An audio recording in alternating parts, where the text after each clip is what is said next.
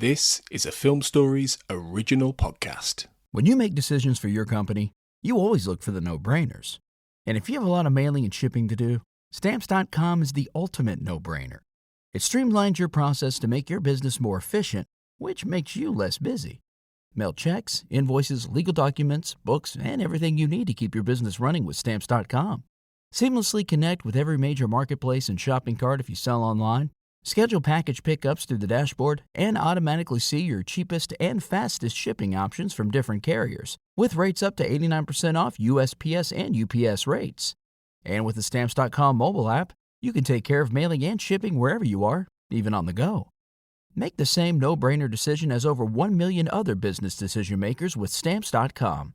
Sign up at Stamps.com with code PROGRAM for a special offer that includes a 4-week trial, plus free postage and a free digital scale. No long-term commitments or contracts.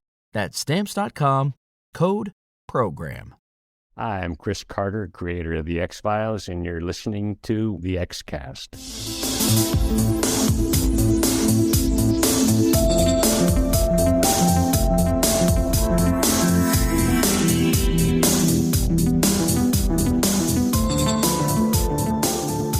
Welcome back, everybody, to The X-Cast. The truth is in here.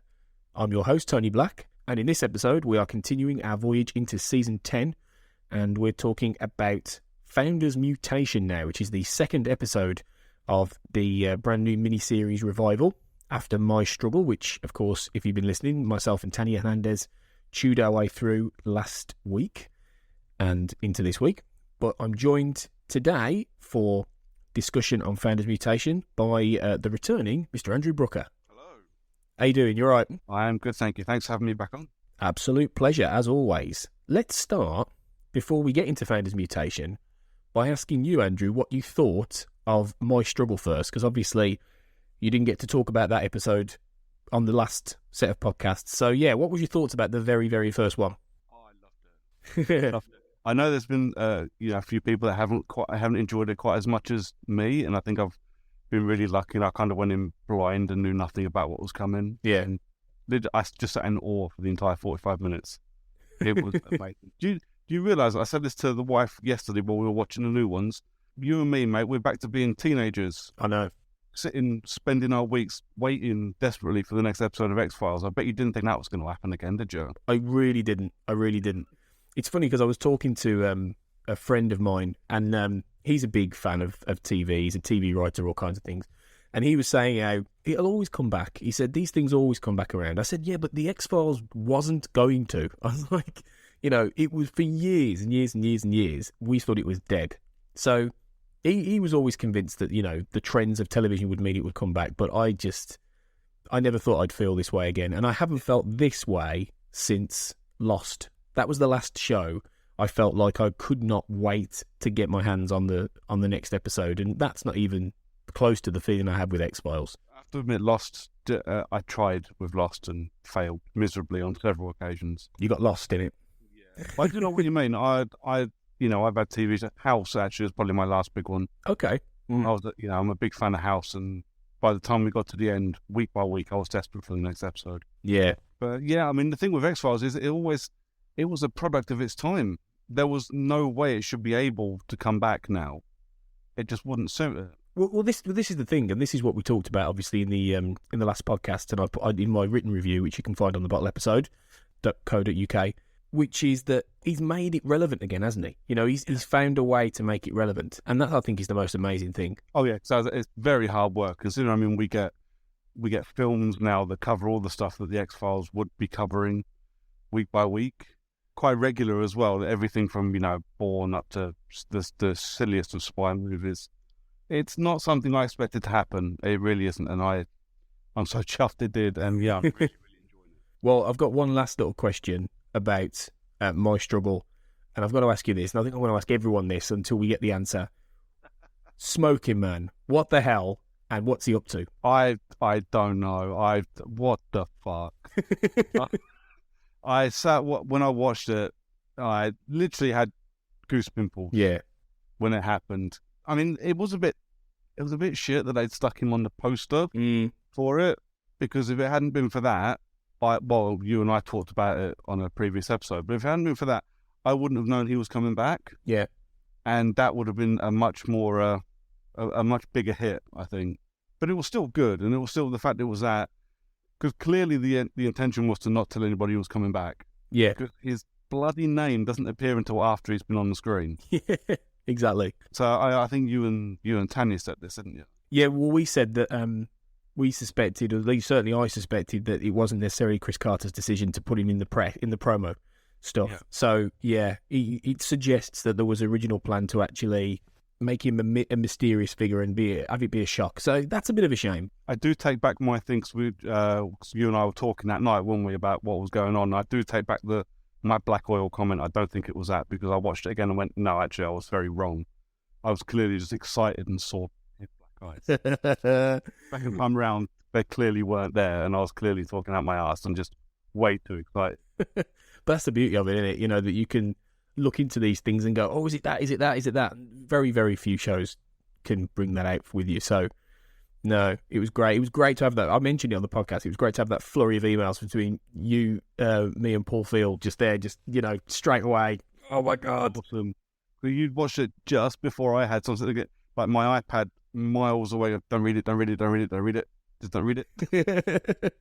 You did well, I tell you. Restraint, definitely. Well done. Anyway, okay, let's move on from my struggle and get into Founders Mutation. And in this episode, we're going to go back again and discuss Mulder, because for each episode, we're going to discuss Mulder and Scully and any other characters who pop up again. But in this one, we're going to talk about Mulder's journey through this episode. And I think the key thing to begin with, really, is that the first time we see Mulder, he and Scully are back on the case, aren't they? You know, they are dropped right back into the FBI landscape, and, you know, like nothing's happened. Almost like we never left. Yeah, exactly. Yeah. Although this is a little bit of a consequence of the fact that they changed the running order. Wasn't this supposed to be the 5th episode? Yeah, that's right. And I think it could have worked in that spot, but I see at the same time why they shifted it.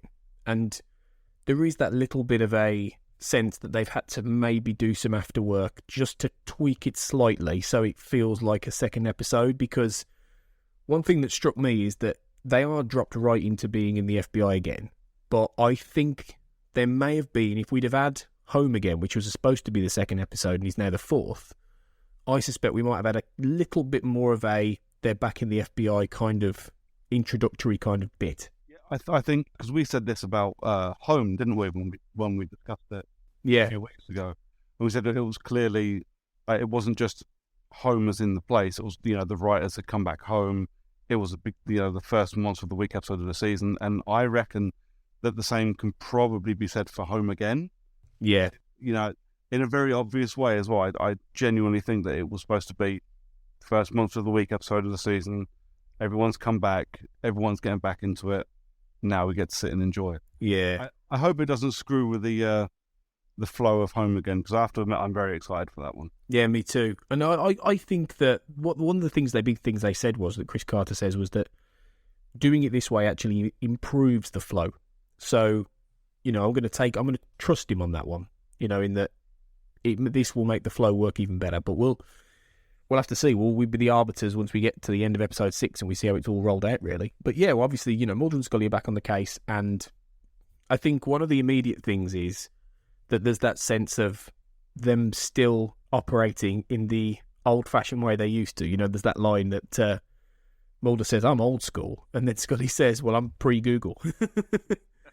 I thought that was great. It's just a little nod to the fact that times have changed. No, absolutely. It makes you, because you do, didn't you? When you first heard the X-Files was coming back, you kind of went, "No, I'm not sure how this is going to work." And then because they make jokes about how technologically impaired they were previously, it makes you feel a little bit more comfortable with them sorting themselves out in today's world. Yeah, exactly. It brings it forward a bit, and, you know, doesn't make them like, you know, out of time or anything. It just updates them, which I think is a really nice way of doing it. And, you know, there's other little things in this episode as well which can almost get lost. There's the whole thing of how Sanjay, the guy who dies in the teaser, was gay, and he's got this friend called Gupta, and you get this comic moment of Mulder ending up almost getting a blowjob Which Yeah, that I didn't see coming. no, I could have maybe chosen my words a bit better. I didn't say. I was going to say something, but I didn't. It felt a little bit like Californication creeping into the show, actually, slightly. Didn't it? Yeah, it was a little bit of a Hank Moody moment. Maybe that was on purpose, because obviously David Duchovny's almost as associated with that in recent years as the X-Files. Oh, absolutely. I kind of got that feeling in My Struggle as well. The first time him and Scully get together, he looks like Hank Moody. Yeah. Although, you can argue that David Duchovny always plays David Duchovny a little bit in everything he does. He just looks like him. Yeah, I think that's how he dresses. The way when Mulder's not in his suit, I think that's how David Duchovny, with the cool shades. There's a lot more of the cool shades going on in this season than ever before. Duchovny's totally gone, I'm 55, man. I'm wearing what the fuck I want. Yeah, absolutely. But yeah, I think the whole thing of how Mulder accidentally gets caught up in that it's a slight little, again, I think a slight little wink by James Wan, who obviously wrote this episode and directed it, of the fact we're in a different age. And I quite like the fact that it's not an important part of the episode, but it's there about the whole homosexual element. I like that. Yeah, I think if it fits in, it's kind of like you say, it brings everything up to date. We're only talking mid-90s and early 2000s. It wasn't that unacceptable, but it's far more, for want of a better word, normal and everyday now, isn't it? Well, it's on TV more. I mean, and this is the key thing, it's back then. I mean, I remember I've been rewatching Friends lately and doing a marathon with my girlfriend, and the amount of jokes at gay people's expense in Friends is astounding, right? It's at times it's a little bit homophobic because there's loads of jokes you pick up as an adult where you go, what the hell? I didn't see that coming when I was a kid. But the whole thing is as well that, there is that element of, in the 90s, and at the time the X-Files was on, it was either not on TV or it was on TV, but it was a bit more stereotypical, whereas now you're in the age of things like Transparent, you're in the age of sitcoms that are specifically, or not even sitcoms, dramas, obviously, that are very much about the gay community. And in a world where it's much, much more cliched to actually portray that in a bad way. So it's just, I like the idea that it's not a big deal. And that's the biggest thing with these things. It's the same with race. I like it when it's not a big deal and it just is there, because that's what life's like. Yeah, just part of the story. No, there's not a big deal made about anything. Yeah. No, I like that. Yeah, it was a nice little thing. But what is interesting about Mulder throughout this is that, well, there's two things that linger with him. We'll get to the main one in a minute, and that's obviously William. But the other thing is how, when they're investigating the case and they're starting to put the pieces together on these experiments and everything like that, it's how he reacts when he starts to hear the sounds and he sees the images of the children mutations and the patient files, and he gets he gets that piercing sound that Sanjay did. Yeah. Now, I don't know about you, but that reminds me of the Sixth Extinction. Yeah, very much so. Do you think that was intentional to link back to the alien virus and what Mulder has gone through and all that ongoing thread? I think it possibly is, because there's the underlying very slight tones towards the mythology in this episode anyway. Yeah. It's a really bizarre thing, because it shows his him being more of a skeptic about it this time around. Yeah. Because he says, something leads us up to the Sixth Extinction if you believe in that sort of thing. Yeah, I remember it being said, but I can't quite place the scene. But yeah, I think it's definitely a connective because, as you say, there is a link to the mythology, a fairly substantial link in the end. It doesn't seem to be going that way, but there is a genuine, especially with Scully, which we'll talk about when we talk about Scully, but there is a definite thing, I think, with Mulder in that his reaction, it's almost exactly the same as when he sees the alien rubbings and the alien artifacts in those episodes, and he then gets that piercing shrill noise, and then obviously it sends him into a coma and all that stuff. But obviously in this case, it's that I think a kind of a reaction to the alien stuff in these kids. And I thought that, if that's the case, I thought that was a great callback, because it's not necessarily mentioned massively, but I like the fact it's there. Yeah, absolutely. It's the kid causing it, isn't it? Yeah, because it happens twice. It's the both times. Yeah, he's in the building, isn't he? Yeah. And then the next time he's at the farmhouse when he's speaking to the kid's mum. And the kid tries to get away, and Scully manages to get him. But in this case, he's just, he's going. It's properly causing him pain, and it's just. I really like that, and it became more apparent to me on the second watch, which I really liked. But and obviously, he mentions the Syndicate, and he talks about the alien-human hybrids, and he mentions how this seems to be a continuation of that work.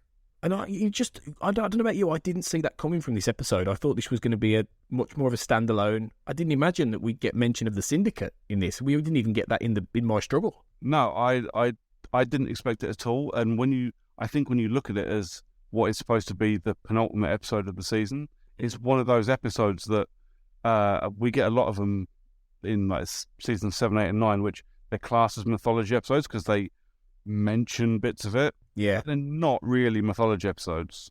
They just kind of like lead up to a finale or lead up to a two-parter in the mid-season. It seems like one of those episodes, which I think is why it's supposed to be episode 5. That actually works very well as episode 2. I didn't see it coming at all. No, it was a real shocker, and I thought that was a great little thing to mention. And obviously, Mulder's wondering if Scully's not more connected to this than it seems, especially given what we found out at the end of My Struggle, was that Scully apparently has alien DNA. But it did make me think, well, why didn't Scully if Scully's got alien DNA, why isn't she affected by these kids either? Why is it just Mulder? I think the kid that's doing the piercing noise, he directs it, doesn't he? Does he on both occasions? I think he must do, because only the guy that dies at the beginning, he's the only person affected in a room full of people. And there's nothing particularly special about him, is there? No, I suppose not. I don't know how the kid directs it at the guy from the beginning or Mulder and still has the, affects the worms that affect the birds, but yet it doesn't affect anybody else. But I guess that's just one of those things you're not supposed to unpick at that thread. No, but then I'd just like to think that it's the fact that there's an alien connection with Mulder, certainly, anyway, and that it allows it to amplify in him, but I might be reading too much into it. But obviously we get the underlying emotional thread, which is William, who was mentioned briefly, obviously, in My Struggle. And obviously this is Mulder and Scully's son, who was given up for adoption at the end of season 9, who'd now be 15, as Scully says. And one of the great things about Founders Mutation is that we get fantasy scenes of how they would be with their child. Yeah. And we get Mulder's one, which closes out the episode after we've had all the investigation and Mulder getting thrown across the room by the X-Men kids, as I like to call them. Because he does go a bit X-Men at the end, doesn't it? It does go very X-Men at the end. We'll get to that. But yeah, once all that happens, you get the scene of Mulder and how he would have been with William. And I think, what did you think of all the William stuff in this? Do you think it's there as an emotional component, or it's building up to something else? I do. I think it's building up to something else. And again, I think this goes back to it's supposed to be being episode 5. I genuinely think so. We're going to have all the William stuff with both Mulder and Scully in this episode, and then we're supposed to be episode 6. Something with William happens, but as part of the episode on its own, actually, I really liked it. It's nice that they haven't just gone, oh, we'll just forget about William, because you can't have a story. We can't have 2 story arcs that big and forget it. And we've already forgotten the aliens in the FBI. Yeah, I don't think we get to forget William as well. No. That's too many plot holes, even for the X-Files. And I think you can get away with forgetting the aliens in the FBI, really. You can't get away with forgetting the fact that they had a son and effectively writing that out of continuity. So I think you're absolutely right. It's picking and choosing the right things to come back to. And yeah, I think in this case, actually having that underlying idea of Mulder and Scully both lamenting the fact that they never got to be a parent, I think is a lovely extra little underlayer to a story that is all about children and fathers and families, really. A lot about parents losing their kids to this system as well. Exactly, yeah, and to a greater potential conspiracy and things. And I think the scene with Mulder at the end and how he sees William and, showing him 2001 and doing the rocket with him is just really lovely. And then, of course, it all turns dark. And I think the idea of Mulder's fear being that William would be abducted just like Samantha was is genius. I thought that was amazing. I think it plays nicely into Mulder's fears as part of the mythology, because obviously, we get to, by this point, we know all about Samantha and what happened to her. Yeah. But, at this point, I think him still being afraid of that shows that he still kind of believes, as much as he wants to come back and be a skeptic. I think it's still underlying in him that it could definitely happen. Yeah, definitely. And that, they both, one of the big things, and we'll talk about that with Scully as well, they both have the fear as well as the dream of a happy life with him, they have the fear of him going, of him being taken away, which is in different ways. And it plays into the psychology of how it's haunting him. And I think that's great as a character point, and I think it makes a lot of sense in that that's what would have been in his mind for a lot of the time in between these years as well, and thinking about his son and everything. And it just adds that extra layer, I think, to the episode. Yeah, I think it shows that, abductions or not, or conspiracies or not, I think anybody handing over their kid like that would torture you. And I think they do a good job of showing that. Definitely. So that's a really good journey for Mulder to undertake, a continuing journey with him back in the FBI and, investigating and still being haunted by the past and by what's happened. So we'll see where he goes from here. But we'll be back in the next episode to talk about Scully's journey through Founder's Mutation. Do remember to, let us know what you think about Founder's Mutation and any ensuing episodes. By now, you'll have also seen Mulder and Scully meet the Were-Monster, which we'll be getting to soon. Let us know what you think, and we will try and read out feedback on the show and get some dialogue going. So that will be great. Until the next time, thanks, Andrew. You'll be back. I certainly will. And remember, guys, trust no one.